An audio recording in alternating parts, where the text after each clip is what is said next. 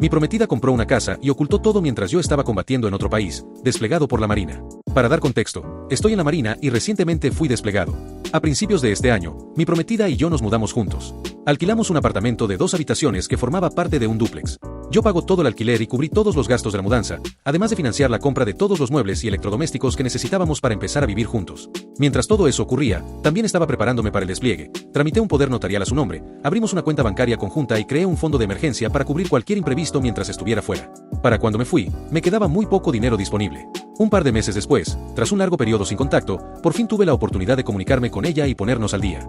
Empezó a contarme todo tipo de historias sobre lo molestos que eran los vecinos, que nunca sacaban el contenedor de basura, que tenían horarios raros, que hacían ruido por las noches y que la mujer del apartamento inferior invitaba constantemente a distintos huéspedes a quedarse a dormir. Al parecer todo eso era una introducción porque, unos días después, me informó de que acababa de firmar los documentos finales para comprar una pequeña casa adosada. Inmediatamente tuve muchas preguntas, entre ellas: ¿voy a seguir pagando el alquiler de nuestro dúplex mientras vivimos en esa casa? ¿Por qué no me hablaste de comprar una propiedad? ¿Cuándo piensas mudarte? ¿La casa tiene hipoteca? ¿Cuánto cuesta la cuota de la asociación de propietarios? La mayoría de mis preguntas fueron ignoradas o respondidas con un simple «eso no es asunto tuyo». He intentado mantener una actitud positiva ante este giro inesperado, pero la situación se ha vuelto extremadamente frustrante. Aunque durante mi despliegue a veces podía recibir correos electrónicos, ella jamás mencionó el proceso de compra de una casa ni una sola vez. Nunca he estado demasiado involucrado en sus finanzas personales, pero aunque sé que la vivienda no tiene hipoteca, se niega a decirme si la compró a su nombre o al de sus padres, cuánto dinero aportó ella o cuánto costó realmente la propiedad. Incluso llegó a sugerir que tal vez no se sentiría cómoda viviendo conmigo en esa casa hasta que estuviéramos casados, porque le resulta vergonzoso compartir vivienda con un hombre que no es su esposo. Así que ahora mismo sigo pagando el alquiler de nuestro dúplex, le envío una cantidad considerable de dinero cada mes para comida y otros gastos, y además he financiado un horno nuevo y decoraciones para la nueva casa. El plan actual es que consiga una carta oficial de despliegue para intentar utilizar una ley de protección para militares y romper el contrato de alquiler antes de tiempo. Sin embargo, ella ni siquiera es capaz de decirme claramente si me permitirá vivir con ella en la nueva casa. Cada vez que intento sacar el tema, dice que se siente abrumada y me acusa de no apoyarla ni valorar todo el trabajo que está haciendo para acondicionar la vivienda. Para dar más contexto, nuestra relación nunca ha sido perfecta. Hemos tenido discusiones enormes que podrían haber terminado con todo, y ambos nos hemos hecho daño en el pasado. Esa es una de las razones por las que he retrasado el matrimonio. Quería asegurarme de que podíamos resolver nuestros problemas antes de dar ese paso. Pero ahora siento que está tomando decisiones para apartarme poco a poco. Tengo la impresión de que se está preparando para una ruptura mientras me mantiene cerca para seguir recibiendo un ingreso estable y para que financie su mudanza y las renovaciones. Por otro lado, todavía tenemos momentos buenos. Seguimos viendo películas juntos por videollamada, cenamos conectados por Zoom y hablamos sobre el futuro. Hablamos de lo bonito que será el jardín, de las mascotas que quiere tener y de poner una pecera en la casa. Así que quizá estoy exagerando. Después de todo, la quiero lo suficiente como para haberme comprometido con ella. Sigo lejos de casa, y la distancia junto con la diferencia horaria no ayudan en absoluto. ¿Sería el idiota si rompiera con ella por esto? Una parte de mí está aterrada ante la idea de volver a casa y encontrar mis cuentas vacías y el apartamento completamente desmantelado. La otra teme estar exagerando y terminar destruyendo una relación que todavía podría salvarse. Actualización, algo más de 3 meses después. Antes que nada, quiero agradecer a todos los que se tomaron el tiempo de leer mi situación y darme consejos. He tardado en publicar una actualización porque quería ver cómo se desarrollaban las cosas antes de dar el asunto por cerrado. Poco después de publicar la historia y de tener varias conversaciones profundas con mis mejores amigos, finalmente decidí actuar. Al día siguiente fui al banco, le retiré el poder notarial y cancelé todas las transferencias automáticas de dinero que le enviaba cada mes antes siquiera de hablar con ella. Después la llamé e intenté plantear mis preocupaciones con calma. La respuesta que recibí fue pésima, por decirlo suavemente. Por mucho que intenté mantener una conversación tranquila, la situación escaló rápidamente hasta que terminó diciéndome que había comprado la casa porque no confiaba en que yo no fuera a echarla de casa algún día. Cuando llegó a ese punto, me rendí. Colgué el teléfono, silencié todas sus notificaciones y me fui a dormir. Al día siguiente le envié un mensaje informándole de que ya no tenía poder sobre mis asuntos y de que no iba a recibir más dinero de mi parte.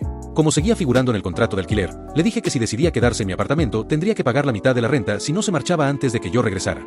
Después de eso la silencié y no volví a hablar con ella antes de volver a salir al mar. Terminé el resto del despliegue. Solo tuvimos una última escala de unos pocos días antes de regresar a casa.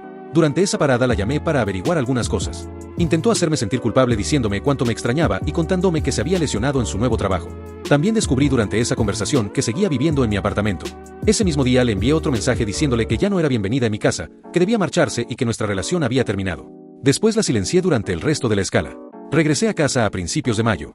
Ella se había mudado y se llevó todas sus pertenencias.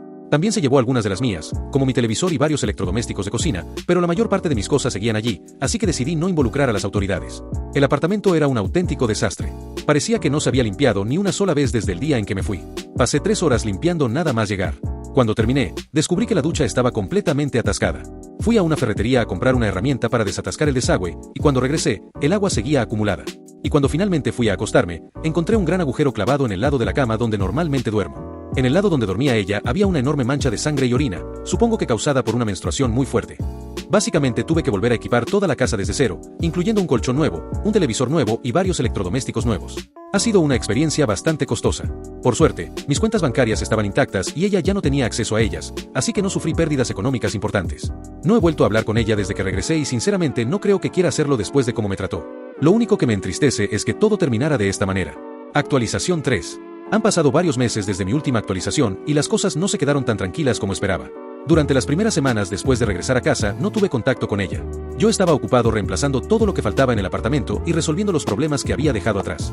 Sin embargo, tiempo después de mi regreso, comenzó a contactarme nuevamente. Al principio fueron mensajes desde números desconocidos. Después correos electrónicos. Luego intentó comunicarse a través de familiares y amigos en común. La razón terminó siendo bastante evidente. Resulta que la situación financiera que tenía mientras yo estaba desplegado no era sostenible sin el dinero que yo le enviaba todos los meses. Según me enteré por varias personas, los gastos relacionados con la casa comenzaron a acumularse rápidamente. Impuestos, servicios, mantenimiento, cuotas y otros pagos que aparentemente no había calculado correctamente ya que también ahora pagaba toda su comida. Entonces empezó a insistir en que yo le debía ciertas cosas. Primero afirmó que parte de los muebles que estaban en mi apartamento eran suyos y exigió que se los entregara. Después aseguró que ella había invertido dinero en mejoras para el apartamento y que debía compensarla económicamente. Más tarde la historia cambió otra vez y comenzó a reclamar parte de los electrodomésticos restantes que no se llevó y que yo había comprado antes del despliegue. Por suerte conservaba prácticamente todos los recibos, estados bancarios, contratos de financiación y documentación relacionada con las compras importantes. Cuando le envié copias de algunos documentos demostrando que los artículos estaban a mi nombre, dejó de insistir temporalmente. Unas semanas después, recibí una carta formal enviada por un abogado. Ella reclamaba varios miles de dólares por supuestas contribuciones económicas realizadas durante nuestra convivencia. También exigía la devolución de determinados bienes que afirmaba haber comprado con su propio dinero. Contraté un abogado inmediatamente. Después de revisar toda la documentación, mi abogado me dijo que las reclamaciones eran extremadamente débiles porque prácticamente todo estaba documentado. Durante las siguientes semanas hubo varios intercambios entre abogados. Mi ex presentó listas de objetos que supuestamente le pertenecían. El problema fue que muchas de esas cosas aparecían claramente en facturas emitidas a mi nombre o pagadas desde mis cuentas bancarias. Algunas incluso habían sido adquiridas antes de que ella se mudara conmigo. La situación terminó empeorando para ella cuando mi abogado solicitó documentación que respaldara sus afirmaciones. Gran parte de esa documentación nunca apareció. Finalmente sus reclamaciones económicas fueron retiradas.